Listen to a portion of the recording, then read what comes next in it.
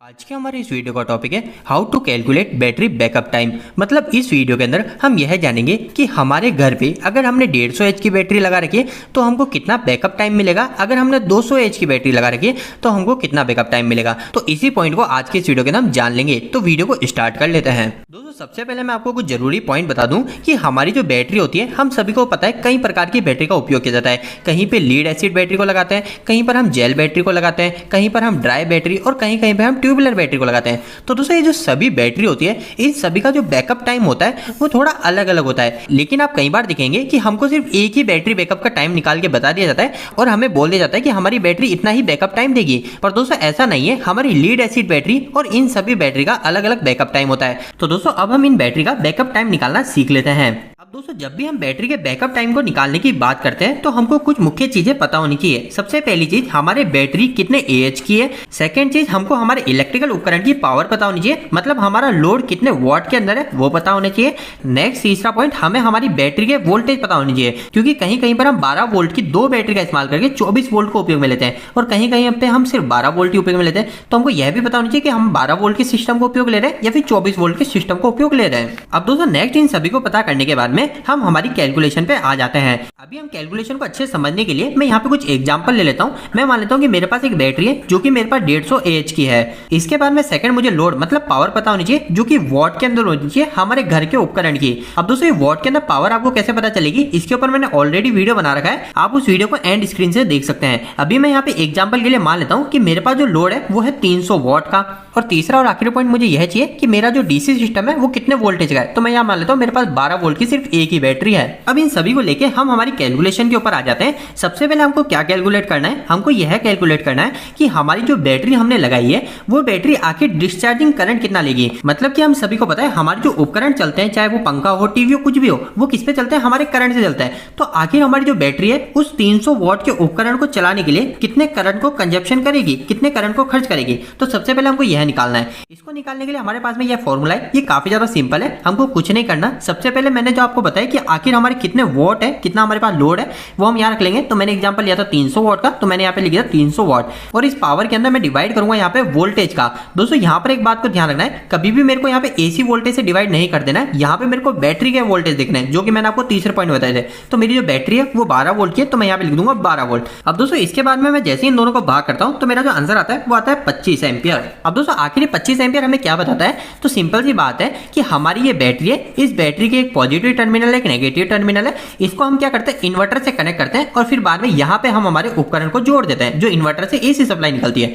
तो यहाँ पे जो करंट की वैल्यू होगी वो कुछ अलग होगी, पर आखिर में हमारी जो बैटरी में से जो करंट निकलता है वो कितना है, वो हमने यहाँ पे कैलकुलेट करा है 25 एम्पियर होगा अगर हमने 300 वाट के उपकरण को जोड़ रखा है।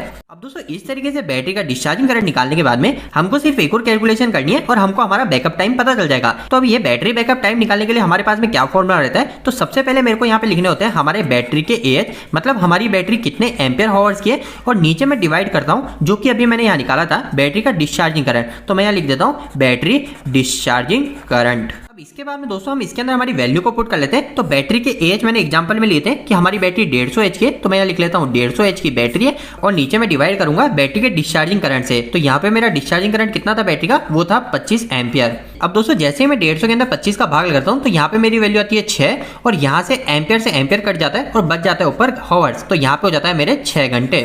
मतलब कि जो मेरी 150 एच की बैटरी है वो 300 वॉट लोड पे हमारे 6 घंटे का बैकअप टाइम हमें देगी। पर दोस्तों क्या ये 6 घंटे का बैकअप टाइम सही है? ऐसा बिल्कुल भी नहीं है, क्योंकि दोस्तों हमारी जो बैटरी होती है, चाहे लीड एसिड हो, जेल हो, ड्राई हो या ट्यूबुलर हो, इन सभी में कुछ ना कुछ ड्रॉपेज होते हैं और वो हमको हमारी बैटरी खुद ही बता के रखती है। जो हमारी लीड एसिड बैटरी होती है इसके अंदर बताया जाता है कि हमको हमारी बैटरी को 70% से ज्यादा डिस्चार्ज नहीं करना है, मतलब हमेशा हमारी बैटरी 30% चार्ज जरूर रहनी चाहिए, वरना ये जो लीड एसिड बैटरी है ये जल्दी खराब हो जाती है। तो दोस्तों इन सभी के बाद में हम ये जान लेते हैं कि आखिर हमने 150 एच की लीड एसिड, जेल या ड्राई या कौन सी बैटरी लगा रखी है वो हमको कितना बैकअप टाइम देगी। तो अभी हमारे पास जो आंसर आ गया वो आ गया 6 घंटे। तो मैं यहाँ पे इसको लिख देता हूँ कि हमारे पास बैकअप टाइम आया 6 घंटे। ये 6 घंटे तो तब होगा जब हमारे पास कुछ भी बीच में लॉसेस ना हो।